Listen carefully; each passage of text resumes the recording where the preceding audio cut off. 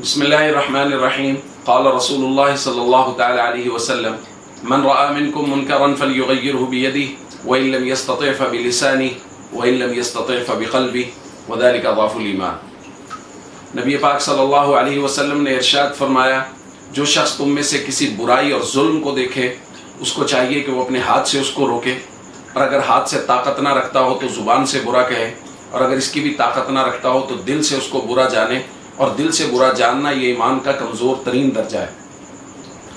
دوستو، آج کی گفتگو کشمیر کے متعلق اور کشمیر کے جو اس وقت خطے کے حالات ہو چکے ہیں اس کے متعلق چند معروضات ہیں جو میں پیش کرنا چاہتا ہوں اور بہت ضروری سمجھتا ہوں۔ ممکن ہے میری یہ گفتگو بہت سارے لوگوں کو پسند نہ آئے یا وہ سمجھیں کہ یہ ایسے کیسے کہہ رہے ہیں، خاص طور پہ کچھ جذباتی لوگوں کو شاید یہ بات پسند نہ آئے۔ 70 سال سے زائد عرصہ ہو گیا ہم لوگ ڈپلومیٹکلی کشمیر کو سپورٹ کر رہے ہیں، اور یہ اللہ کے نبی صلی اللہ علیہ وسلم کی حدیث کے اندر دوسرا درجہ ہے کہ ہم لوگ کسی کو زبان کے ساتھ کہہ رہے ہیں کہ تم غلط کر رہے ہو۔ ہم اقوام متحدہ میں گئے، ہم سلامتی کونسل میں گئے، اور وہاں جا کے ہم نے زور ڈالا، شور کیا، اور بہت سارے حکمرانوں نے تو بس ان کی نیت تو اللہ ہی بہتر جانتے ہیں۔ بہرحال بظاہر ایسا لگ رہا تھا کہ وہ لوگ صرف جیسے ہمارے یہاں کہتے ہیں نا گونگلوں سے مٹی اتارنا، انہوں نے وہی کام کیا ہے، شاید انہوں نے کبھی کشمیر کے بارے میں سنجیدگی سے سوچا ہی نہیں۔ اب یہ وقت آ گیا ہے کہ افواج پاکستان کو، پاکستان کے اداروں کو سوچنا ہے کشمیر کے متعلق کہ ہم نے کیا پوزیشن لینی ہے۔ دیکھیں، ہر کسی کی اپنی رائے ہے، لیکن میں بھی یہ سمجھتا ہوں کہ اب ہمیں دوسری صف سے نکل کے پہلی صف میں آنا چاہیے، کیونکہ پوری دنیا کشمیر کے معاملے میں تیسری صف میں کھڑی ہے۔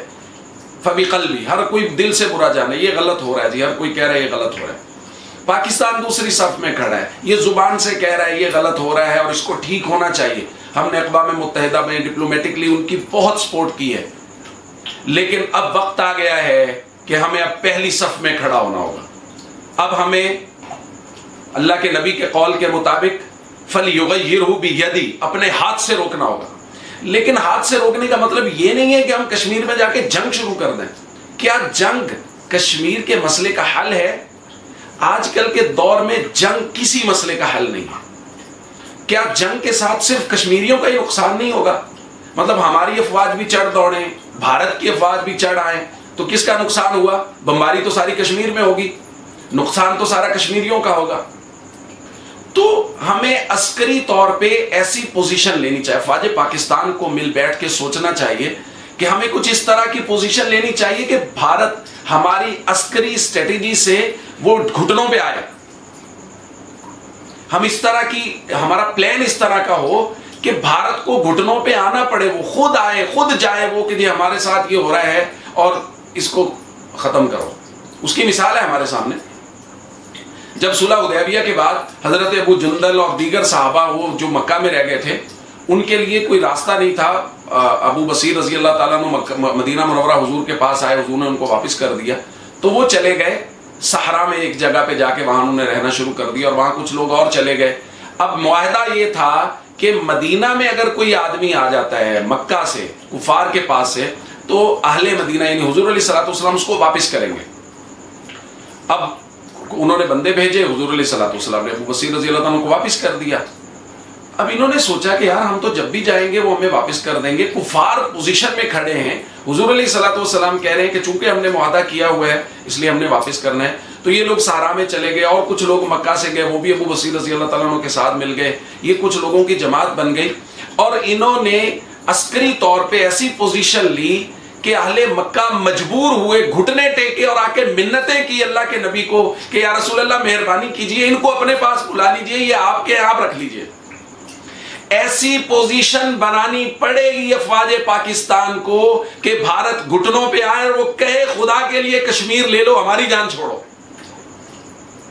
لیکن پوزیشن اچھے طریقے سے لینی ہوگی۔ جنگ حل نہیں ہے، جنگ سے مارے جائیں گے نہتے کشمیری اور لاکھوں کی تعداد میں مارے جائیں گے۔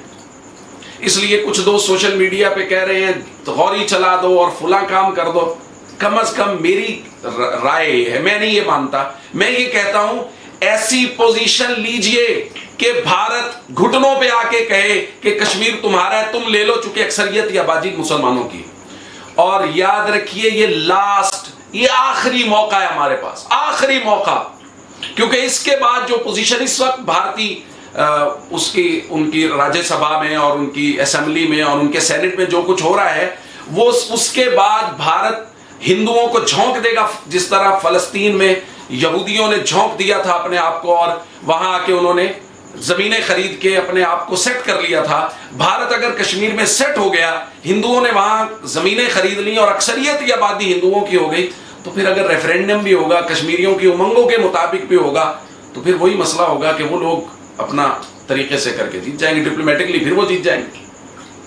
یہ ہمارے پاس موقع ہے، ہمیں اس وقت ضرورت ہے کہ ایسی پوزیشن لیں کہ دشمن گھٹنوں پہ آئے، اور اس کے لیے افواج پاکستان کو سوچنا ہوگا، پتہ نہیں ہمارے حکمران کریں گے یا نہیں کریں گے، 70 سال سے انہوں نے کیا کر لیا جو اب یہ کر لیں گے۔ تو ہمارے اداروں کو اس بات پہ غور کرنا چاہیے کہ کیا پوزیشن لینی، وہ زیادہ بہتر جانتے ہیں، عسکری معاملات کو ہم سے زیادہ بہتر جانتے ہیں۔ ایسی پوزیشن لیں کہ کشمیری ہم سے مایوس نہ ہوں، عوام پاکستان افواج پاکستان سے مایوس نہ ہوں، اور ہم لوگ ایک ایسی جگہ کھڑے ہوں کہ کل کلاں کو بھارت ہاتھ جوڑ کے کشمیر ہماری جھولی میں ڈال دے۔ وآخر دعوانا الحمدللہ رب العالمین۔ ہمارے چینل درس حدیث پروڈکشن کو سبسکرائب کریں اور ہماری ویڈیوز کو لائک، شیئر اور کمنٹ ضرور دیں۔